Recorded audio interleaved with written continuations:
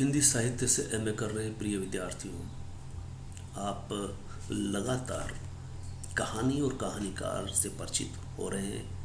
हमारे प्रिय फणीश्वर नाथ रेणु, जिनके बारे में आप जान चुके हैं कि ये क्यों करके हमारे लिए महत्वपूर्ण है, क्योंकि इन्होंने कहानी और उपन्यास लिखे, संस्मरण और भी बहुत सारी रचनाएं आपने दी है। लेकिन हमारे पाठ्यक्रम में दो दो रचनाएं इनकी ली गई है। 15 कहानियों में से एक कहानी तीसरी कसम, और 3 उपन्यासों में से एक उपन्यास भी शामिल है। इस तरह के रचनाकार को हम बहुत हल्के में नहीं ले सकते। इनका जीवन परिचय भी हमें थोड़ा गंभीरता से लेना चाहिए, सुनना चाहिए, समझना चाहिए, क्योंकि कोई भी साहित्यकार खुद को अभिव्यक्त करता है। जहाँ जिस तरह से वो पैदा हुआ है, वो सारी बातें अंततः वो अभिव्यक्त करता है उसकी समझ, और उसमें पारिवारिक संस्कार बहुत महत्व रखते हैं। वो जहाँ पैदा होता है, जहाँ जन्म लेता है, उसका भी असर पड़ता है। जैसा कि पिछली बार हमने बताया था कि ये जिस गांव में पैदा हुए, औराही हिंगना में 1921 में पैदा हुए। आप ताज्जुब करेंगे कि ये यहाँ बाहर से आए, बंगाल से आए, और ही टोला कहलाया। जिस टोले में रहे और ही जगह से आए हुए लोग हिंगना गांव में, तो ये आरोही टोला अंततः इन्हीं के नाम से बाहर से आने वालों के लिए कहा गया। हम यहाँ थे कि आपके पात्र किस तरह से साधारण जन होते हैं, और उनमें राजनीतिक चेतना जिस कदर होती है, और साथ में जातिगत अंतर विरोध वहाँ निहित होते, जिसमें एक लहसनवा नाम का पात्र होता है, जिसके मुंह से यकायक निकलता है, हे मालिक, मालिक बड़ों से लिए, जाति से ऊपर रहने वालों के लिए। और ये जिस मेरीगंज को लेकर के मेला आंचल लिखते हैं,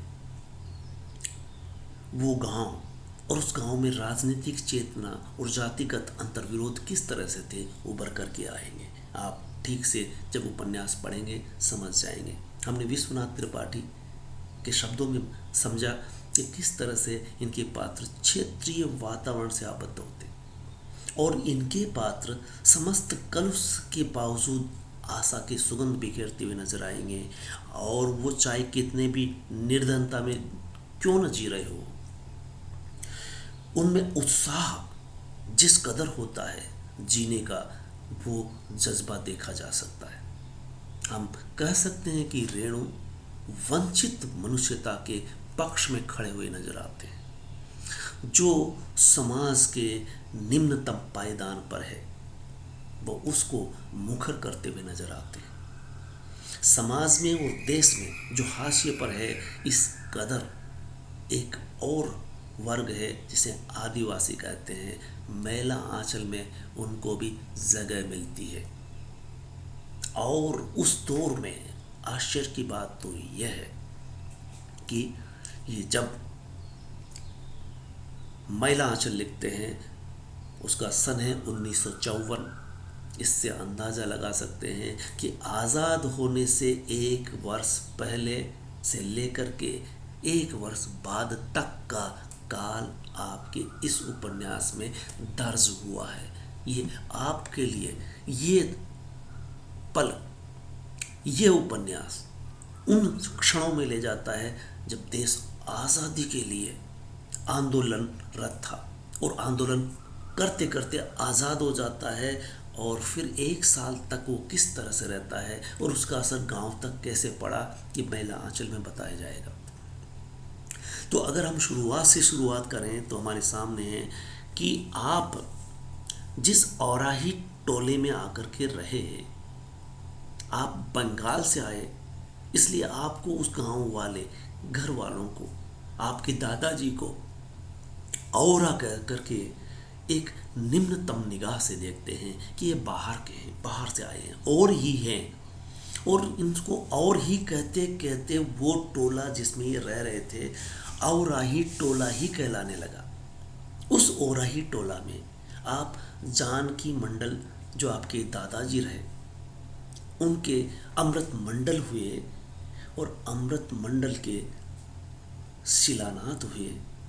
तो शिलानाथ की दूसरी औलाद के रूप में फणीश्वरनाथ रेणु होते हैं। शिलानाथ के घर में पहली लड़की आती है जिसका नाम लतिका है। लतिका से हिंदी साहित्य के पाठक बखूबी परिचित है, और अब इससे भी हमेशा हमेशा के लिए दर्ज हो जाएगा कि लतिका फणीश्वरनाथ रेणु की बहन का नाम भी है। शीलानाथ यानी आपके पिताजी साहित्य प्रेमी रहे, ज्ञानी रहे, और उस तत्कालीन दौर में चल रहा स्वाधीनता संघर्ष में आपने बढ़ चढ़ करके हिस्सा लिया। आप रचनात्मक प्रतिभा के धनी थे। आपके घर में पत्र पत्रिकाओं के ढेर लगे रहते थे, और आपका जीवन कृतिवास रामायण का पाठ करते हुए गुजरता था। इनका जिक्र जुलूस नामक उपन्यास में आता है। आपका इस तरह के परिवार में घर में पैदा होना कि साहित्यिक पत्र पत्रिकाएं आपके आंखें खुलने पर, होश आने पर आपको दिखाई देती है। इस तरह से कह सकते हैं कि आपके परिवार का माहौल साहित्यिक था। ये आपको विरासत में मिला। और देखिए कि किस तरह से आपका जन्म हुआ, उस जन्म को भी दर्ज कर लिया गया। आपकी माँ को स्वप्न आता है, और स्वप्न कथा किस तरह से है कि जब ये पैदा नहीं हुए उसके पहले, जब बेटी आ चुकी थी लतिका, उसी समय इनको एक दिन सपना आता है। रात्रि का समय है, घंटियां बज रही है, दूर कहीं मंदिर से जो घंटियां बज रही है, उस आवाज़ का पीछा करते हुए माँ जी चली जा रही है। और बहुत देर चलने के बाद एक आश्रम दिखाई देता है। आश्रम में पढ़ने वाले बच्चे, शिष्य और गुरुजी दिखाई देते हैं। भव्य ललाट है, विशालकाय शरीर। ऐसे गुरुजी इनसे संबोधित है, कह रहे हैं कि इधर आओ और तुम अपने पुत्र को ले जाओ, इसको पूरी शिक्षा प्राप्त हो गई है, अब मेरे यहाँ इसको रहने की ज़रूरत नहीं है। तो माँ जी कहती है कि आप क्या बात करते हो, मेरा बेटा है ही नहीं, वो यहाँ कहाँ से आया।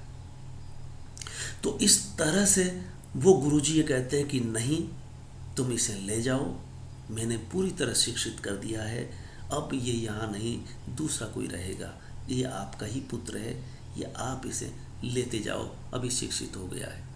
ये कथा माता जी के जहन में बैठ जाती है, और इस तरह से इनको ये गुरुवर बाद में भी स्वप्न में आते हैं। और फिर जब गर्भ रहा तो 9 महीने में आना चाहिए था, इंतजार था, उस स्वप्न कथा उनके जहन में थी, लेकिन नहीं, 10वां महीना गुजर गया। 11वां महीने के भी अंतिम दिन में जन्म होता है, शुक्रवार के दिन।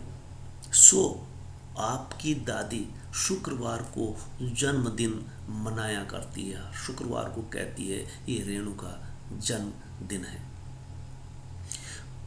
और दूसरी बात कि 2-3 महीने बाद आप बीमार हुए।